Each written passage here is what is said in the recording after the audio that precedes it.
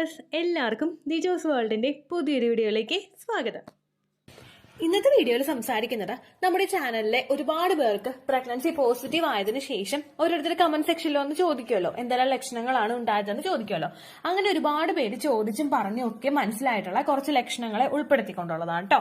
ഇങ്ങനെയുള്ള ലക്ഷണങ്ങളെ പറ്റി വീഡിയോസ് ചെയ്യാനായിട്ടുള്ള കാരണം നമ്മുടെ ആ ഒരു ഏജ് ഗ്രൂപ്പിലുള്ള ആളുകൾ അല്ലെങ്കിൽ നമ്മുടെ ലൈഫ് സ്റ്റൈൽ ഫോളോ ചെയ്യുന്ന ആളുകളൊക്കെ പ്രഗ്നൻസി ഇങ്ങനെ പോസിറ്റീവ് ആകാൻ നേരത്ത് ഇങ്ങനെയുള്ള ലക്ഷണങ്ങൾ കണ്ടിട്ടാണ് പ്രഗ്നൻസി പോസിറ്റീവ് ആയത് എന്നറിയുമ്പോഴേക്കും നമ്മുടെ ശരീരത്തിൽ ഇത്തരത്തിലുള്ള ലക്ഷണങ്ങൾ കാണുന്നുണ്ടെങ്കിൽ ഒരു അഡീഷണൽ കെയർ ശരീരത്തിന് കൊടുക്കുന്നത് എന്തുകൊണ്ടും നല്ലതായിരിക്കും. ഈ ലക്ഷണങ്ങൾ ഉണ്ടെങ്കിലും ഈ ലക്ഷണങ്ങൾ ഇല്ലെങ്കിലും പ്രഗ്നൻസി ആകുന്ന ഒരുപാട് പേരുണ്ട്. പക്ഷേ നമ്മൾ പറയുന്നതനുസരിച്ച് നമ്മുടെ ശരീരമാണ് നമ്മുടെ ബെസ്റ്റ് ഫ്രണ്ട്. അതായത് എന്തെങ്കിലും മാറ്റങ്ങൾ ശരീരത്തിലുണ്ടെങ്കിൽ, എന്തെങ്കിലും ഇൽനെസ് നിങ്ങളുടെ ശരീരത്തിൽ കടന്നിട്ടുണ്ടെങ്കിൽ അത് ഏറ്റവും എളുപ്പത്തിൽ നമുക്ക് മോണിറ്റർ ചെയ്യാനായിട്ട് സാധിക്കും. നമ്മുടെ ബോഡിയെ നമ്മളൊരു ബെസ്റ്റ് ഫ്രണ്ട് ആയിട്ട് കണ്ടാലും അതിന്റെ മാറ്റങ്ങൾ നമുക്ക് തിരിച്ചറിയാൻ സാധിച്ചാലും. അപ്പോൾ അങ്ങനെ നിങ്ങളെ സഹായിക്കുന്ന കുറച്ച് 5 ലക്ഷണങ്ങളെ പറ്റിയിട്ട് നമുക്ക് നോക്കാം. ഓവുലേഷൻ കഴിഞ്ഞിട്ട് 6 to 12 ഡേയ്സിനകത്താണ് നമുക്ക് ഇംപ്ലാന്റേഷൻ സംഭവിക്കുന്നത്. ഇംപ്ലാന്റേഷൻ നടക്കുന്ന സമയം മുതൽ ഒരുപാട് ബോഡി ചേഞ്ചസ് ശരീരത്തിൽ വരുന്നവരുണ്ട്. ഇംപ്ലാന്റേഷൻ കഴിഞ്ഞതിന് ശേഷം, സക്സസ് ആയതിനു ശേഷം പിന്നീട് അങ്ങോട്ടേക്കുള്ള സമയങ്ങളിൽ ലക്ഷണങ്ങൾ കാണുന്നവരുണ്ട്. അതുപോലെ തന്നെ പ്രഗ്നൻസിയുടെ ആദ്യത്തെ ട്രൈമസ്റ്റർ ഒക്കെ ആവുന്ന സമയത്ത് ലക്ഷണങ്ങൾ വരുന്ന ഒരുപാട് പേരുണ്ട്. അപ്പോൾ നിങ്ങൾ ശരീരം നല്ലതുപോലെ മോണിറ്റർ ചെയ്യുക. ഓവുലേഷൻ കഴിഞ്ഞിട്ട് 6 to 12 ഡേയ്സിനകത്ത് ലക്ഷണങ്ങൾ വരുന്നുണ്ടോ എന്ന് നോക്കുക കേട്ടോ. അപ്പോ ഇവിടെ ഏറ്റവും ആദ്യത്തെ ഒരു ലക്ഷണം എന്ന് പറയുന്നത് എക്സ്ട്രീം ആയിട്ടുള്ള ഒരു ടയർഡ്നെസ് ആണ്. പ്രൊജസ്ട്രോൺ ഹോർമോൺ ശരീരത്തിൽ വളരെയധികം കൂടുമ്പോഴാണ് എക്സ്ട്രീം ആയിട്ടുള്ള ടയർഡ്നെസ് നമുക്ക് ശരീരത്തിൽ ഫീൽ ചെയ്യുന്നത്. ഈ പ്രൊജസ്ട്രോൺ ഹോർമോൺ ആണ് എൻഡോമെട്രിയൽ ലൈനിങ് ഷെഡ് ആയി പോകാതെ പിടിച്ചു നിൽക്കാൻ വേണ്ടിയിട്ട് നമുക്ക് പീരിയഡ്സ് ഇൻഡ്യൂസ് ആകാൻ വേണ്ടിയിട്ടുള്ള സിറ്റുവേഷൻസിനെയൊക്കെ പ്രിവെന്റ് ചെയ്യുന്നതൊക്കെ ഈ പ്രൊജസ്ട്രോൺ ഹോർമോൺ ആണ്. പ്രൊജസ്ട്രോൺ ഹോർമോൺ ശരീരത്തിൽ കൂടുമ്പോഴേക്കും ഒരുപാട് പേർക്ക് എക്സ്ട്രീം ആയിട്ടുള്ള ടയർഡ്നെസ് ഫീൽ ചെയ്യും. അതായത് ടയേർഡ് ആയിട്ടുള്ള ഒരവസ്ഥ, ക്ഷീണം എന്നുള്ള ഒരു അവസ്ഥ അതിന്റെ പീക്കിൽ എത്തുന്ന സിറ്റുവേഷൻ ആയിരിക്കും പലർക്കും ഉണ്ടാകുന്നത്. എന്താ പറയാ, നമ്മൾ ആക്റ്റീവ് ആയിട്ടിരിക്കുന്നുണ്ടെങ്കിൽ നമ്മളെ തന്നെ വെറുത്തു പോകുന്ന ടൈം ആയിരിക്കും ആ ഒരു പ്രഗ്നൻസിയുടെ സ്റ്റാർട്ടിംഗ് ടൈം എന്ന് പറയുന്നത്. ഒന്നും ചെയ്യാനായിട്ട് നമുക്ക് താല്പര്യം ഉണ്ടാവില്ല. എവിടെയെങ്കിലും ബെഡിൽ മൂടി പുതച്ച് കിടന്നാൽ മതി എന്നുള്ളൊരു സിറ്റുവേഷൻ ആയിരിക്കും. ഒരു ജോലി ചെയ്യാനോ മൂത്തൊരു കുഞ്ഞുണ്ടെങ്കിൽ അതിനെ പോലും നോക്കാനായിട്ടുള്ള ഒരു മനസ്സ് നമുക്ക് ഉണ്ടാവില്ല. ഒരു മനസ്സുണ്ടെങ്കിൽ നമുക്ക് ശരീരം നമ്മളെ അനുവദിക്കില്ല. ആ ഒരു സിറ്റുവേഷനിലോട്ട് പലരും എത്താറുണ്ട് കേട്ടോ. ഇതാണ് ഏറ്റവും കൂടുതൽ ആളുകൾക്ക് ഉണ്ടായിട്ടുള്ള ലക്ഷണങ്ങളിൽ ഏറ്റവും ആദ്യത്തേതെന്ന് പറയുന്നത്. രണ്ടാമത്തേതാണ് ഫേസിൽ പിമ്പിൾസ് വരിക. പീരിയഡ്സ് ആകുന്ന സമയത്ത് ഫേസിൽ പിമ്പിൾസ് ഉണ്ടാകുന്ന ഒരുപാട് പേരുണ്ട്. പക്ഷേ അതിനെ ഒന്ന് മാറ്റി നിർത്തി കഴിഞ്ഞു കഴിഞ്ഞാൽ പ്രഗ്നൻസി ആകുന്ന സമയത്തും പലർക്കും ഫേസിൽ പിമ്പിൾസ് ഉണ്ടാവാറുണ്ട്. പിമ്പിൾസ് ഉണ്ടാകുന്നതിനുള്ള കാരണം ഹോർമോൺ ചേഞ്ച് ആണ്. ഈസ്ട്രജൻ ഹോർമോണും പ്രൊജസ്ട്രോൺ ഹോർമോണും HCG ഹോർമോണും ഒക്കെ ഓവുലേഷൻ കഴിഞ്ഞിട്ട് ഇംപ്ലാന്റേഷൻ സക്സസ്ഫുൾ ആവുന്ന സമയം മുതൽ നമ്മളുടെ ശരീരത്തിൽ കൂടാനായിട്ട് തുടങ്ങും. ഈ ഹോർമോൺസിന്റെ വർധനവ് ശരീരത്തിൽ ഉണ്ടാകുമ്പോഴേക്കും അതുമായിട്ടും ശരീരം പൊരുത്തപ്പെടുന്നതിന്റെ ഭാഗമായിട്ട് ഒരുപാട് കുരുക്കൾ നമുക്ക് മുഖത്ത് വരാനായിട്ട് സാധ്യതയുണ്ട്. പ്രഗ്നൻസി ആവുന്നതിന് മുമ്പ് തന്നെ പീരിയഡ്സ് ആകുമ്പോൾ എന്തെല്ലാം ഹോർമോൺ ചേഞ്ച് ആണോ ഉണ്ടാകുന്നത്, അതുപോലെ തന്നെ പെട്ടെന്നൊരു ഹോർമോൺ ചേഞ്ച് വരുമ്പോഴാണ് ഇത്തരത്തിൽ പിമ്പിൾസ് നമുക്ക് അനുഭവപ്പെടുന്നത് കേട്ടോ. അതുകൊണ്ട് തന്നെ പിമ്പിൾസ് മുഖത്ത് വന്നു കഴിഞ്ഞാൽ അത് പീരിയഡ്സ് ആകാൻ വേണ്ടിയിട്ടാണ്. പീരിയഡ്സിന്റെ ഡേറ്റിൽ തന്നെ പീരിയഡ്സ് വന്നിട്ടില്ല എങ്കിൽ അത് ഇൻഡ്യൂസ് ചെയ്യാൻ വേണ്ടിയിട്ടുള്ള കാര്യങ്ങളൊന്നും ആരും ചെയ്യാതിരിക്കുക കേട്ടോ. അടുത്തൊരു ലക്ഷണം എന്ന് പറയുന്നത് ബ്രഷ് ചെയ്യാൻ നേരത്ത് വോമിറ്റ് ചെയ്യാനായിട്ട് വരിക. നമ്മളുടെ ശരീരത്തിലെ HCG ഹോർമോൺ കൂടുന്നതിന്റെ ഭാഗമായിട്ടും അതുപോലെ തന്നെ പ്രൊജസ്ട്രോൺ ഹോർമോൺ കൂടുന്നതിന്റെ ഭാഗമായിട്ടും വോമിറ്റ് ചെയ്യാനായിട്ടുള്ള ടെൻഡൻസീസ് നമുക്ക് ഉണ്ടാകും. രാവിലെ എഴുന്നേൽക്കുന്ന സമയത്ത് തന്നെ വോമിറ്റ് ചെയ്യാനായിട്ട് തോന്നുന്നത് നമ്മളിൽ ഉണ്ടാകുന്ന ഗ്യാസ്ട്രിക്കിന്റെ റിയാക്ഷൻസ് ഉണ്ടാകും. കാരണം ഡൈജഷൻ എന്ന് പറയുന്ന പ്രവർത്തനം നമ്മൾ ഉറങ്ങുന്ന സമയത്തും നടക്കുന്നത് വളരെ സ്ലോ ആയിട്ടായിരിക്കും. പ്രൊജസ്ട്രോൺ ഹോർമോൺ ശരീരത്തിൽ കൂടുമ്പോഴേക്കും ഡൈജഷൻ സ്ലോ ആകുന്നതിന്റെ ഭാഗമായിട്ടും HCG ഹോർമോൺ ശരീരത്തിൽ അതിന്റെ ഒരു പീക്കിൽ നിൽക്കുന്ന ഒരു ടൈം ആയതുകൊണ്ടുമാണ്. അതായത് മോർണിംഗ് ടൈം എന്ന് പറയുന്നത് HCG ശരീരത്തിൽ പീക്കിൽ നിൽക്കുന്ന ഒരു സമയമായിരിക്കും. അതുകൊണ്ട് തന്നെ നമുക്ക് പെട്ടെന്ന് ഒരു ഒബ്ജക്റ്റ് വായിലോട്ട് പോകുമ്പോഴേക്കും അല്ലെങ്കിൽ വെള്ളം വായിലോട്ട് നമ്മളിലോട്ട് എത്തുമ്പോഴേക്കും ഒക്കെ വോമിറ്റ് ചെയ്യാനായിട്ടുള്ള ഒരു സെൻസേഷൻ ഭയങ്കര കൂടുതലായിരിക്കും.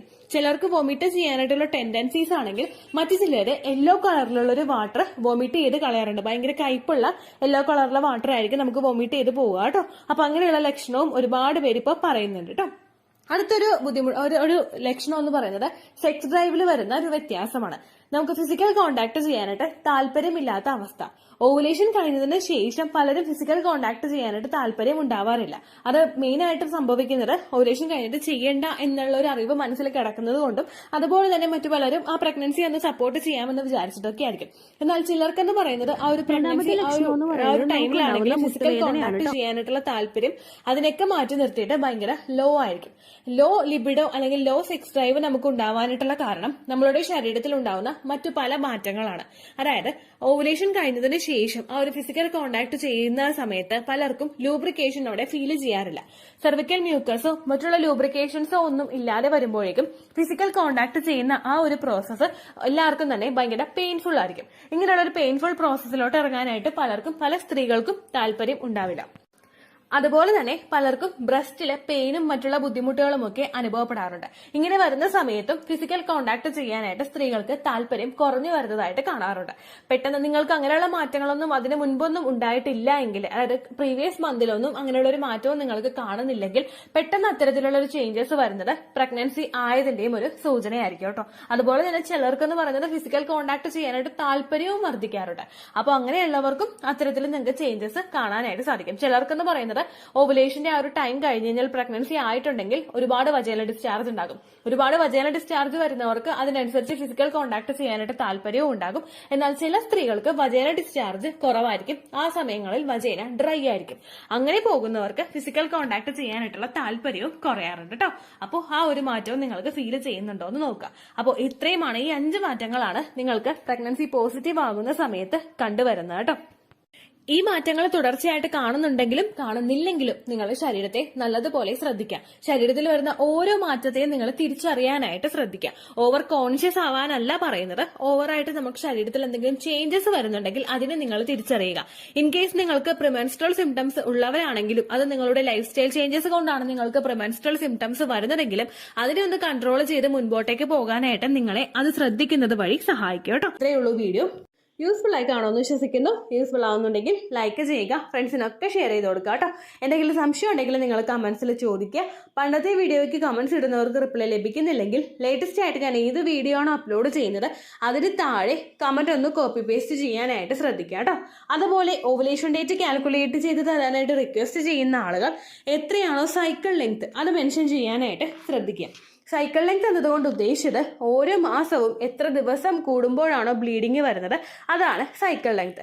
കഴിഞ്ഞ മാസം ഒരു 8-ാം തീയതിയാണ് ബ്ലീഡിങ് ആയതെങ്കിൽ ഈ മാസം 6-ാം തീയതിയാണ് ബ്ലീഡിങ് ആയതെങ്കിൽ കഴിഞ്ഞ മാസം 8-ാം തീയതി മുതൽ ഈ മാസം 6-ാം തീയതി വരെ എത്ര ദിവസമുണ്ടോ അത് കാലണ്ടറിൽ എണ്ണി തിട്ടപ്പെടുന്നതാണ് നിങ്ങളുടെ സൈക്കിൾ ലെങ്ത്.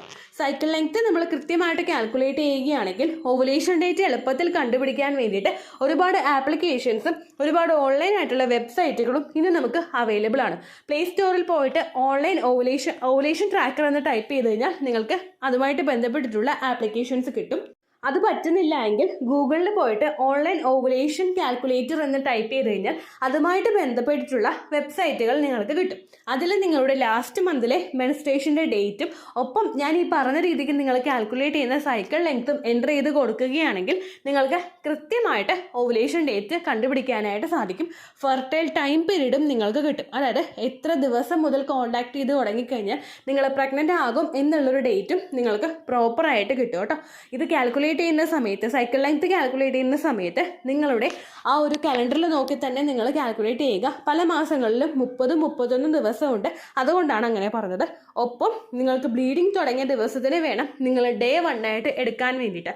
സ്പോട്ടിങ് തുടങ്ങിയ ദിവസത്തിനെ, അതായത് ചെറുതായിട്ട് ഡിസ്ചാർജ് പോയി തുടങ്ങിയ ദിവസത്തിനെ നിങ്ങൾ കൺസിഡർ ചെയ്യേണ്ട ആവശ്യം ഇല്ല കേട്ടോ.